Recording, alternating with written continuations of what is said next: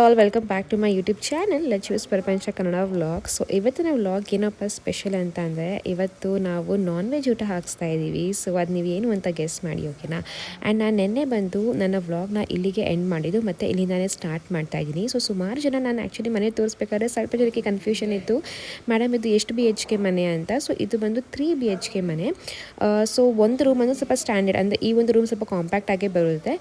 And master bedroom ಹಾಗೂ kids bedroom ಬಂದು ಒಂದು ಸ್ವಲ್ಪ ದೊಡ್ಡ ಸೈಜೇ ಬರುತ್ತೆ ಅಂತಲೇ ಹೇಳ್ಬೋದು. And with that 3 attach bathroom plus ಒಂದು hall, obviously kitchen and uh dining area ಮತ್ತು ಒಂದು ಬ್ಯಾಲ್ಕನಿ ಫ್ರೆಂಡ್ಸ್. ಸೊ ಇದು ಬಂದು ಓವರ್ ಆಲ್ ಡೀಟೇಲ್ಸ್ ನಮ್ಮ ಮನೆ ಬಗ್ಗೆ.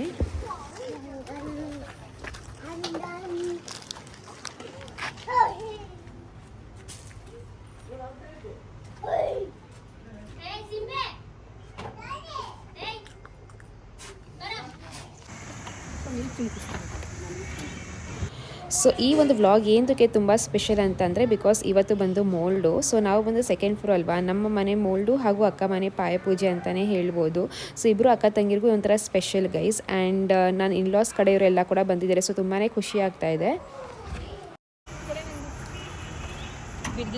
ಕೆಳಗಡೆ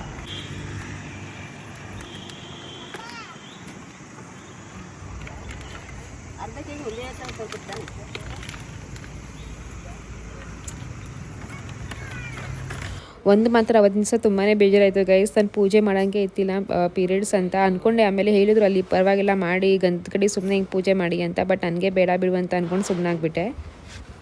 ಎನಿವೇಸ್ ಸೈಟ್ ಬಗ್ಗೆ ಮತ್ತು ತುಂಬ ಡೀಟೇಲ್ಸ್ ಕೇಳ್ತಾ ಇದ್ರಿ. ನಾನು ತುಂಬ ಇನ್ ಡೀಟೇಲ್ಸ್ ಆಗಂತೂ ಆಬ್ವಿಯಸ್ಲಿ ಯೂಟ್ಯೂಬಲ್ಲಿ ಹೇಳೋಕ್ಕೆ ಆಗಲ್ಲ, ಬಿಕಾಸ್ ಕೆಲವೊಂದು ಪ್ರೈವಸಿ ಅಂತ ಇರುತ್ತೆ. ಬಟ್ ಇಫ್ ಇನ್ ಕೇಸ್ ನಿಮಗೆ ಏನಾದರೂ ಜಾಸ್ತಿ ಡೌಟ್ಸ್ ಇದ್ದರೆ ಲೈಕ್ ಪ್ರೈಸಿಂಗ್ ಬಗ್ಗೆ ಆಗಿರಲಿ, ಮತ್ತು ನಾವು ಜಾಸ್ತಿ ಯಾರನ್ನ ಕನ್ಸಲ್ಟ್ ಮಾಡಿದ್ದು ಮತ್ತು ಯಾವ ಬ್ರ್ಯಾಂಡ್ ಎಲ್ಲ ಯೂಸ್ ಮಾಡಿದ್ವಿ ಅಂತ ಅಂದರೆ ಪ್ಲೀಸ್ ನನಗೆ ಇನ್ಸ್ಟಾಗ್ರಾಮಲ್ಲಿ ಪಿಂಗ್ ಮಾಡಿ. ಆಲ್ರೆಡಿ ಸುಮಾರು ಜನ ಪಿಂಗ್ ಮಾಡಿದ್ದೀರಾ. ಐ ಗೆಸ್ ನಾನು ನಿಮ್ಮೆಲ್ಲ ಡೌಟ್ಸ್ನು ಕ್ಲಿಯರ್ ಮಾಡಿದ್ದೀನಿ ಅಂತ.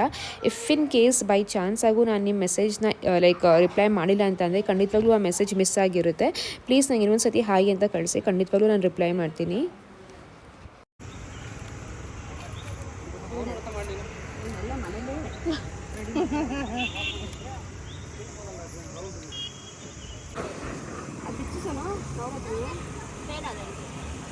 ಹಂಗೆ ಇಡಿ ಅಂತ ಬಿಚ್ಚಿ ಅದು ಅಲ್ಲಾಡಂಗಿಲ್ಲ ಆ ಕಡೆ ಈ ಕಡೆ, ಹಂಗೆ ಇರಬೇಕು.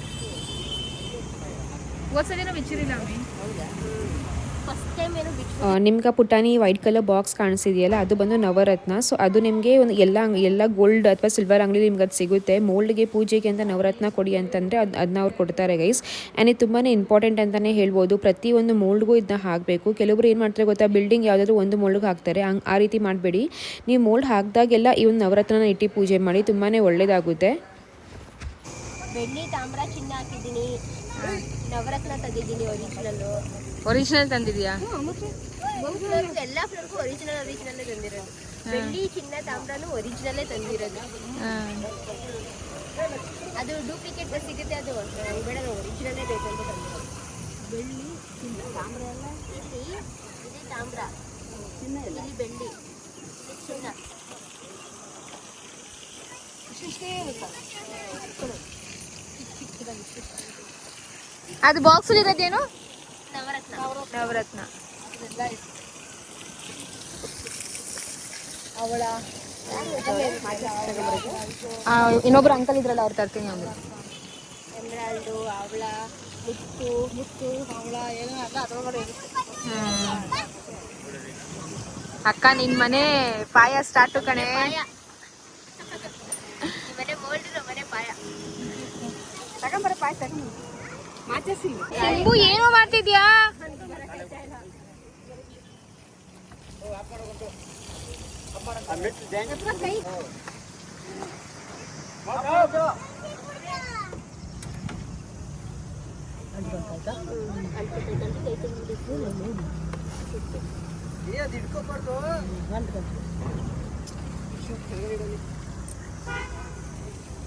ಆ್ಯಕ್ಚುಲಿ ಮೋಲ್ಡು ಗೈಸ್ ನಾವು ಹೇಗೆ ಅಂತಂದರೆ ಯಾವ ದಿನ ಚೆನ್ನಾಗಿದೆ ಮತ್ತು ಯಾವ ಟೈಮಿಂಗ್ಸ್ ಚೆನ್ನಾಗಿದೆ ಅದ್ರ ಪ್ರಕಾರ ನಾವು ಮೋಲ್ಡ್ ಕೂಡ ಹಾಕ್ಸೋದು. ಲೈಕ್ ಸ್ಟಾರ್ಟಿಂಗ್ ನಾವು ಪೂಜೆ ಮಾಡಿ ಒಂಚೂರು ಸಿಮೆಂಟ್ ಎಲ್ಲ ಹಾಕಿದ್ರಲ್ವ, ಅದನ್ನೇ ಕನ್ಸಿಡರ್ ಆಗೋದು. ಬಿಕಾಸ್ ಆಬ್ವಿಯಸ್ಲಿ ನಾವು ಮೋಲ್ಡ್ ಪೂರ್ತಿ ಹಾಕೋ ಅಷ್ಟರಲ್ಲಿ ಲೈಕ್ ಮಧ್ಯಾಹ್ನ ಸಂಜೆನೇ ಆಗೋಗುತ್ತೆ. ಬಟ್ ನಾವು ಸ್ಟಾರ್ಟಿಂಗ್ ಏನು ಹಾಕ್ತೀವಲ್ಲ ಅದನ್ನೇ ಲೆಕ್ಕಕ್ಕೆ ಬರೋದು.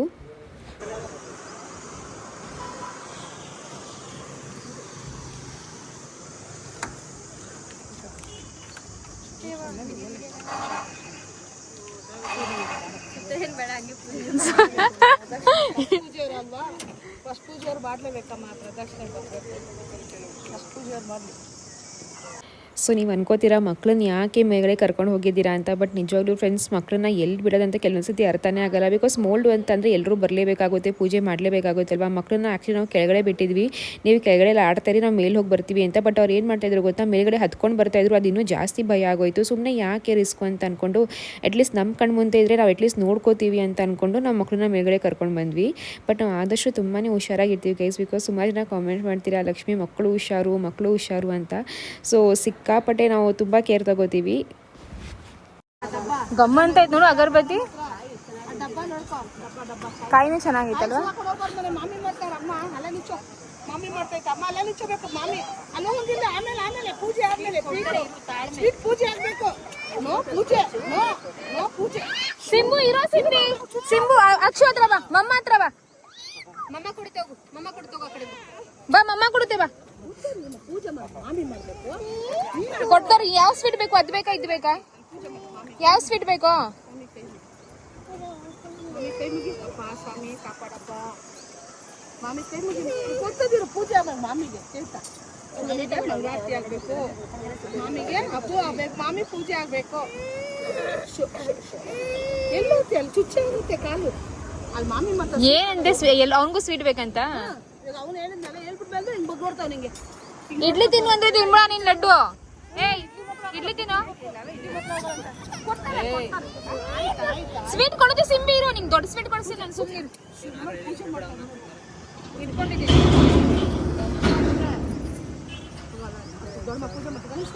ಸಿಂಬಾ ಹಾಗೂ ಲಡ್ಡು ಇಬ್ಬರು ಸ್ವೀಟಿಗೆ ವೆಯ್ಟ್ ಮಾಡ್ತಾಯಿದ್ರು. ಸಿಂಬಾ ಅಂತೂ ತುಂಬಾ ಹಠ ಮಾಡ್ತಾಯಿದ್ದೆ, ಸ್ವೀಟ್ ಬೇಕು ಅಂತ. ನಮ್ಮಮ್ಮ ಅದೇ ಹೇಳಿದ್ರು, ಅಟ್ಲೀಸ್ಟ್ ಪೂಜೆ ಮಾಡೋ ತನಕ ಇರೋ, ಪೂಜೆ ಮುಗಿದ ತಕ್ಷಣ ಸ್ವೀಟ್ನ ಕೊಡ್ತೀನಿ ಅಂತ. ಬಟ್ ನಮ್ಮ ಲಕ್ಷಿತ್ ಹಂಗಿಲ್ಲ ಗೈಸ್, ಒಂಥರ ವೆರಿ ಗುಡ್ ಬಾಯ್ ಅಂತಲೇ ಹೇಳ್ಬೋದು. ಅವ್ನು ಈ ಥರ ಸ್ವೀಟ್ ಆಗಿರಲಿ ಅಥವಾ ಚಾಕ್ಲೇಟ್ಸು ಅಥವಾ ಬಿಸ್ಕೆಟ್ ಇವೆಲ್ಲ ಅವ್ನು ಇಷ್ಟನೇ ಪಡಲ್ಲ. ಇಷ್ಟಪಡೋದು ಒಂದೇ ಗೈಸ್, ಚಿಪ್ಪಿ ಅಂದರೆ ಚಿಪ್ಸು, ಅದು ಒಂದೇ ಇಷ್ಟಪಡೋದು.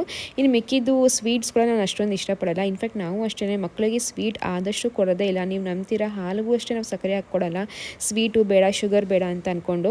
ಬಟ್ ಸಮ್ಟೈಮ್ಸ್ ಏನಾಗುತ್ತೆ ಅಂತಂದರೆ, ಈ ಥರ ಹೊರಗಡೆ ಹೋಗಬೇಕಾದ್ರೆ ಅಥವಾ ಯಾರನ್ನ ಮನೆಗೆ ನೆಂಟರು ಬರಬೇಕಾದ್ರೆ ಅವ್ರು ಒಂದ್ಸತಿ ಕೊಟ್ಬಿಡ್ತಾರೆ. ಆಮೇಲೆ ಅದೇ ಒಂಥರ ರೂಢಿ ಆಗಿಬಿಡ್ತಾರೆ, ನಂಗೆ ಬೇಕು ಅಂತ ಹಠ ಮಾಡ್ತಾರೆ. ನಾವು ಸರಿ ಯಾವಾಗಲೂ ಒಂದ್ಸತಿ ಇಲ್ವಾ ನಾವು ಹಂಗಂತ ಕೊಡ್ತೀವ, ಅದು ಯಾವಾಗಲೂ ಒಂದ್ಸತಿ ಒಂಥರ ರಿಚುವಲ್ ಆಗಿಬಿಡುತ್ತೆ, ನಂಗೆ ಇವಾಗ ಬೇಕೇ ಬೇಕು ಅಂತ. ಸೊ ಅದೇ ರೀತಿ ರೂಢಿ ಆಗಿದ್ದು. ಬಟ್ ನಾವು ನಮ್ಮ ಕಡೆಯಿಂದ ಆದಷ್ಟು ಅವಾಯ್ಡ್ ಮಾಡ್ತಾ ಇದ್ದೀವಿ. ಲೈಕ್ ಶುಗರ್ ಅಥವಾ ಸ್ವೀಟ್ ಕೊಡೋ ಬದಲಿ ಈ ಥರ ಡ್ರೈ ಫ್ರೂಟ್ಸ್ ಕೊಡೋಣ, ಆ ರೀತಿ.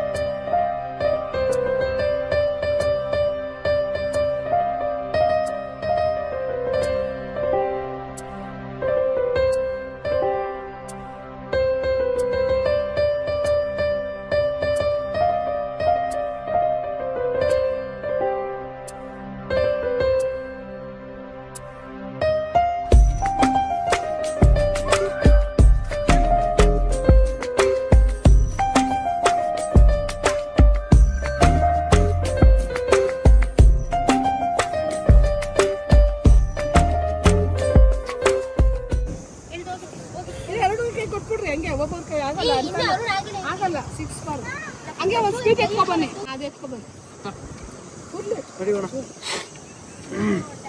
ಆಂಟಿ ಸ್ವಲ್ಪನೇ ಕೊಡಿ ಆಂಟಿ, ಅವನ್ಗೆ ಅಷ್ಟು ಬೇಡ ಆಂಟಿ.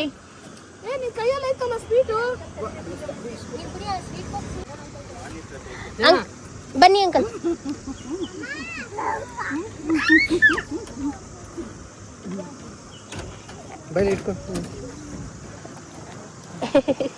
ವಿದ್ಯಾ ವಿದ್ಯಾ ಬಾ ಅಲ್ಲಿ ಕೊಡು ಆಂಟಿಗೂ ನಂದುಗೆ ಹೇಳ್ಕೊ ಬಾ. ಇಟ್ಕೊ ಆಂಟಿ ಕೊಡು ಇದು ಇದೊಂದು ಇದು ನಂದು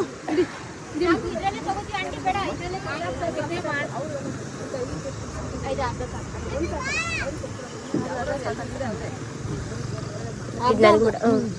ನಾನು ತಿಂತೀನಿ. ಮಾಡ್ತೇನೋ ತುಂಬ ಜಗತ್ತಾ ಇಲ್ಲ ಬೇಡ ಮೀಡಿಯಮ್ ಅದು ಬೇಕಿತ್ರಿ ಹೋಗು ಸಾಕೆ ಹೋಗು ಅದೇ ವಾಪಸ್ ಕೊಡ್ಬಿಟ್ಟೆ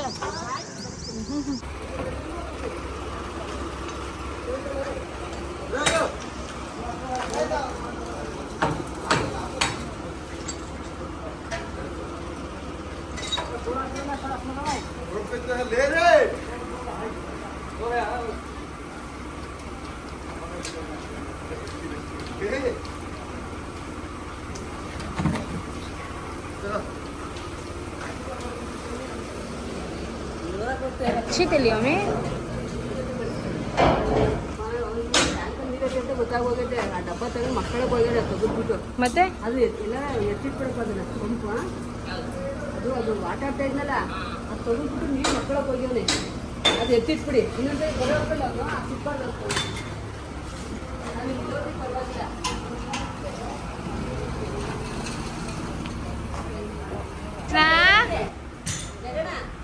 ಸ್ವಲ್ಪ ಬೇಕಾದ್ರೆ ಬಿಡಿಸ್ಕೊಳ್ಳಿ ಕೆಳಗಡೆ ಮತ್ತೆ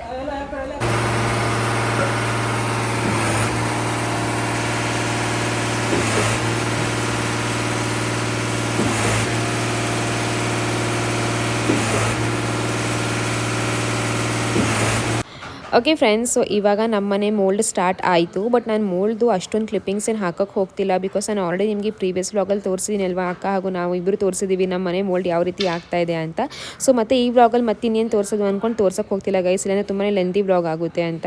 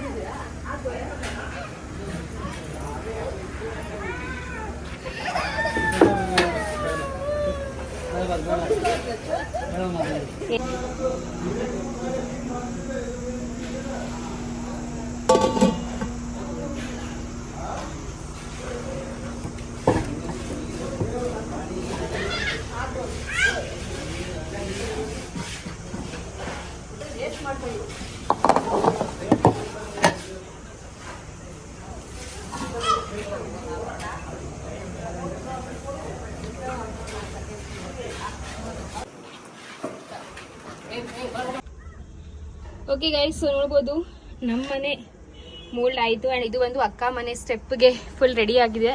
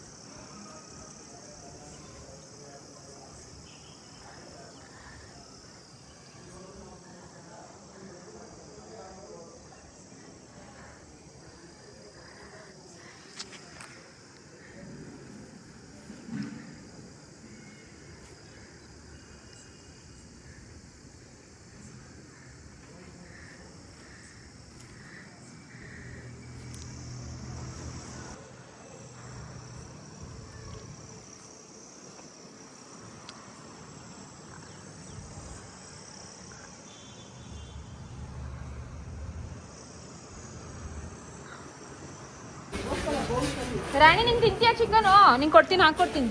ಚೀಚಿ ತಿಂತೀಯಾ? ರಾಣಿಗೆ ಬಿಸ್ಕೆಟ್ ಅಂದಿಲ್ಲ.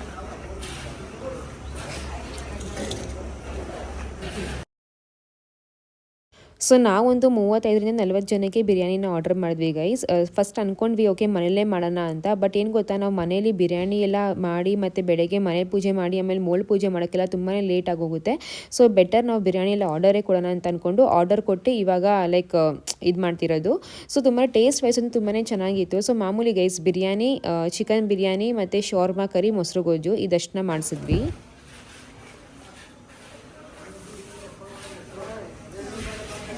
ಸೊ ಮೋಲ್ಡ್ ಪೂಜೆ ಆಯಿತು, ಮೋಲ್ಡ್ ಹಾಕಿದ್ದಾಯಿತು, ಊಟ ಕೂಡ ಆಯಿತು. ಇವಾಗ ಫುಲ್ ಲೈಕ್ ಮನೆಗೆ ಹೋಗಿ ಸ್ನಾನ ಇಲ್ಲ ಅಂದರೆ ಫ್ರೆಶ್ ಅಪ್ ಎಲ್ಲ ಆಗಿ ಮತ್ತೆ ಬಂದಿದ್ದೀವಿ. ಅಷ್ಟೊತ್ತಿಗೆ ಆಲ್ಮೋಸ್ಟ್ ಡ್ರೈ ಕೂಡ ಆಗಿತ್ತು. ಒಂದು 3-4 ಅವರ್ಸಲ್ಲೇ ಡ್ರೈ ಆಗುತ್ತೆ ಅಂತಲೇ ಹೇಳ್ಬೋದು ಗೈಸ್. ಇವಾಗ ನೋಡಿ ನಾವು ನೋಡೋಕ್ಕಂತ ಬಂದ್ವಿ ಎಲ್ಲಿ ಸರಿನಾ ನಮ್ಮ ಮೋಲ್ಡ್ ಯಾವ ರೀತಿ ಕಾಣಿಸ್ತಿದೆ ಅಂತ. ಎಷ್ಟು ಚೆನ್ನಾಗಿ ಕಾಣಿಸ್ತಿತ್ತು ಅಂದರೆ ನೋಡೋಕ್ಕೆ ಏನೋ ಒಂಥರ ಖುಷಿ, ಏನೋ ಒಂಥರ ಆನಂದ ಅಂತಲೇ ಹೇಳ್ಬೋದು. ಇನ್ಫ್ಯಾಕ್ಟ್ ಪ್ರತಿಯೊಂದು ಮೋಲ್ಡಲ್ಲೂ ಅಲ್ವಾ ಗೈಸ್ ಅದೇ ಖುಷಿ, ಅದೇ ಒಂದು ಸಂಭ್ರಮ ಇರುತ್ತೆ ಅಂತಲೇ ಹೇಳ್ಬೋದು. ಓಕೆ, ನಾವು ಫಸ್ಟ್ ಮಂತ್ ನೋಡಿದ್ವಿ ಅಷ್ಟೇ, ಆ ರೀತಿ ಅಲ್ಲ, ಪ್ರತಿಯೊಂದು ಮೋಲ್ಡ್ಗೂ ನಾವು ಅಷ್ಟೇ ಚೆರಿಷ್ ಮಾಡಿದ್ದೀವಿ, ಅಷ್ಟೇ ಎಂಜಾಯ್ ಮಾಡಿದ್ದೀವಿ.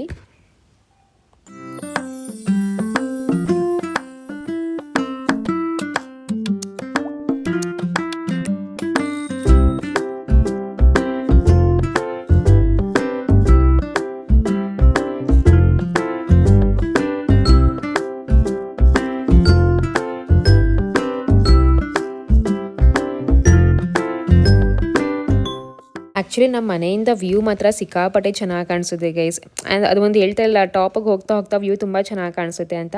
ಸೊ 3 ಫ್ಲೋರ್ಗೂ 3 ಜನಕ್ಕೂ ಅಡ್ವಾಂಟೇಜಸ್ಸು ಇದೆ, 3 ಜನಕ್ಕೂ ಡಿಸ್ಅಡ್ವಾಂಟೇಜಸ್ಸು ಇದೆ. ಬಟ್ ಏನಪ್ಪ ಅಂತ ಅಂದರೆ ನಾವು ನಮ್ಮ ಹತ್ರ ಏನಿದೆ ಅದನ್ನ ಚೆರಿಷ್ ಮಾಡಬೇಕಷ್ಟೇ. ಇವಾಗ ಟಾಪ್ಗೆ ಹೋಗ್ತಾ ಹೋಗ್ತಾ ಅವ್ರಿಗೆ ವ್ಯೂ ತುಂಬ ಚೆನ್ನಾಗಿ ಕಾಣಿಸುತ್ತೆ. ಅದೇ ಗ್ರೌಂಡ್ ಫ್ಲೋರಿಗೆ ಇದ್ದರೆ ವ್ಯೂ ಇರಲ್ಲ, ಬಟ್ ಅವ್ರಿಗೆ ತುಂಬಾ ಈಸಿ ಆಕ್ಸೆಸ್ ಇರುತ್ತೆ ಮನೆಗೆ, ಲಿಫ್ಟ್ಗೆ ಹೋಗಬೇಕು ಅಂತ ಏನಿಲ್ಲ. ಸೊ ಆ ಥರ ಕೆಲವೊಂದು ಅಡ್ವಾಂಟೇಜಸ್ ಡಿಸ್ಅಡ್ವಾಂಟೇಜಸ್ ಎರಡೂ ಇರುತ್ತೆ. ನಾವು ಅದನ್ನ ಅದ್ರ ಪ್ರಕಾರನೇ ಅಡ್ಜಸ್ಟ್ ಮಾಡ್ಕೊಂಡು ಹೋಗಬೇಕು. ಚೆನ್ನಾಗಿದೆ. ಮನೆಗೆ ಆಲ್ಮೋಸ್ಟ್ ಹಿಂಗೆ ವ್ಯೂ ಇದೆ ಕಣೆ. ನಿನ್ನ ಮನೆ ನಾನು ನೋಡಿದೆ, ಆಟೋ ಹೋಗ್ತೈತಲ್ಲ ಲಾಸ್ಟು, ಅಲ್ಲಿ ತನಕ ಐತೆ ನಿಮ್ಮ ಮನೆಗೆ ವ್ಯೂ. ಅದೈತೆ ಕಣೆ, ಇದು ಆಕಾಶ. ಲಚ್ಚು ನಾನು ಹೇಳ್ತಿಲ್ವ, ಇಲ್ಲಿ ವ್ಯೂ ಅಂತ ಯಾರು ಕೂತಾರಲ್ಲ, ಯಾರೂ ವ್ಯೂ ನೋಡಲ್ಲ, ದಿನ ಟೈಮೇ ಸಿಗಲ್ಲ ಅಷ್ಟು ವ್ಯೂ ನೋಡೋಕ್ಕೆ. ಇವೆಲ್ಲ ಬಾತ್ರೂಮ್ಗಳು. ಇದು ಕಿಡ್ಸ್ ಬೆಡ್ರೂಮ್ ಬಾತ್ ಅಲ್ಲ. ನೀವು ಅದು ಇದು ಮಾಡ್ತೀರಾ, ಏನಂತಾರೆ ಬಾಲ್ಕನಿ ಮಾಡ್ಕೋತೀರಾ? ಗೊತ್ತಿಲ್ಲ, ಮೋಸ್ಟ್ಲಿ ನೋಡೋಣ ಅವ್ರದ್ದು ಹೆಂಗೆ ಕಾಣಿಸುತ್ತೆ ಅಂತ.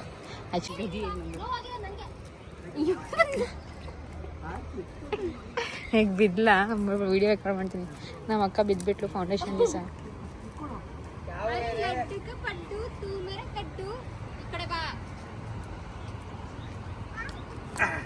ಈ ಸ್ಟೆಪ್ಸ್ನ ಏನು ಮಾಡಿದಿರ ಎಲ್ರೂ, ಎಷ್ಟು ಕ್ಲೀನಾಗಿತ್ತು ಗೊತ್ತಾ. ಸೆಟ್ ಆಗ್ಬೇಕು ಅನ್ಸುತ್ತೆ. ಅವನಿಲ್ವಾ ಓಡ್ತಾ ಏ ಗಲೀಜ್ ಮಾಡ್ಕೋಬೇಡ ಲಡ್ಡು, ಪದೇ ಪದೇ ಸ್ನಾನ ಮಾಡ್ಸಲ್ಲ. ಸೊ ಮೋಲ್ಡ್ ಎಲ್ಲ ತುಂಬಾ ಚೆನ್ನಾಗಾಯಿತು. ಕೆಲವೊಂದ್ಸತಿ ಸ್ಲೋಪು ಸ್ಲ್ಯಾಂಟ್ ಆ ಥರ ಅನಿಸ್ತು. ಬಟ್ ಏನಪ್ಪ ಅಂದರೆ ಅದು ಆಮೇಲೆ ಅವ್ರು ಬ್ಯಾಲೆನ್ಸ್ಡಾಗಿ ಮಾಡ್ಕೋತಾರೆ. ಬಿಕಾಸ್ ಇರುತ್ತಲ್ಲ ವಾಶ್ರೂಮ್ ಕಡೆ ಒಂದು ಸ್ವಲ್ಪ ಸ್ಲೋಪ್ ಆಗಿರಬೇಕು, ಅವೆಲ್ಲ ಕೆಲವೊಂದು ಅವ್ರದ್ದೇ ಕ್ಯಾಲ್ಕುಲೇಷನ್ಸ್ ಇರುತ್ತೆ. ಬಟ್ ಅದು ಬಿಟ್ಟರೆ ಕರೆಕ್ಟಾಗೆಲ್ಲ ಆಗಿತ್ತು ಗೈಸ್. ಆ್ಯಂಡ್ ಥ್ಯಾಂಕ್ಫುಲಿ ಅವಾಗ ಮಳೆ ಕೂಡ ಇರಲಿಲ್ಲ. ಬಿಕಾಸ್ ಮಳೆ ಬಂದುಬಿಟ್ರೆ ಮಾತ್ರ ಎಲ್ಲ ಹಾಳಾಗುತ್ತೆ. ಟಚ್ವುಡ್ ಮಳೆ ಏನೂ ಇರಲಿಲ್ಲ. ಸೊ ತುಂಬಾ ಖುಷಿ ಆಯಿತು. ಆ್ಯಂಡ್ ನಮಗೆ ಮೇಸ್ತ್ರಿ ಅಂಕಲ್ ಹೇಳಿದ್ರು, ಮೋಲ್ಡ್ ಎಲ್ಲ ಹಾಕಿ ಒಂದು 3 to 4 hours ಯಾರೂ ನೀವು ಬರೋಕ್ಕೆ ಹೋಗಬೇಡಿ ಅಂತ. ಬಟ್ ವರ್ಕರ್ಸ್ ಮಾತ್ರ ಅವಾಗವಾಗ ಬಂದು ನೀರು ಹಾಕ್ತಾಯಿದ್ರು. ಆಬ್ವಿಯಸ್ಲಿ ಆ ಮೋಲ್ಡ್ ಎಲ್ಲ ಸೆಟ್ ಆಗಬೇಕಲ್ವ, ಅದಕ್ಕೆ ಅವಾಗವಾಗ ಬಂದು ನೀರು ಹಾಕ್ತಾಯಿದ್ರು. ಅದಕ್ಕೆ ಒಂದಷ್ಟು ಚಪ್ಪಲಿ ಮಾರ್ಕ್ಸ್ ನಿಮಗೆ ಕಾಣಿಸ್ತಾ ಇದೆ.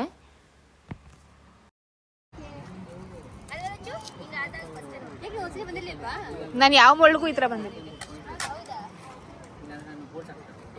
ಇವಾಗ ಮತ್ತೆ ಸಂಜೆ ಬಂದು ದೀಪ ಹಚ್ಚಬೇಕಿತ್ತು. ಆಬ್ವಿಯಸ್ಲಿ ನನ್ನ ಪೀರಿಯಡ್ಸ್ ಅಲ್ವಾ, ಸೊ ನಾನು ಹಚ್ಚೋಕ್ಕಾಗಲ್ಲ. ಸೊ ನನ್ನ ಬದಲಿ ಅಕ್ಕ ಅಥವಾ ನಂದು ಬಂದು ಹಚ್ತೀನಿ ಅಂತ ಹೇಳಿದರು.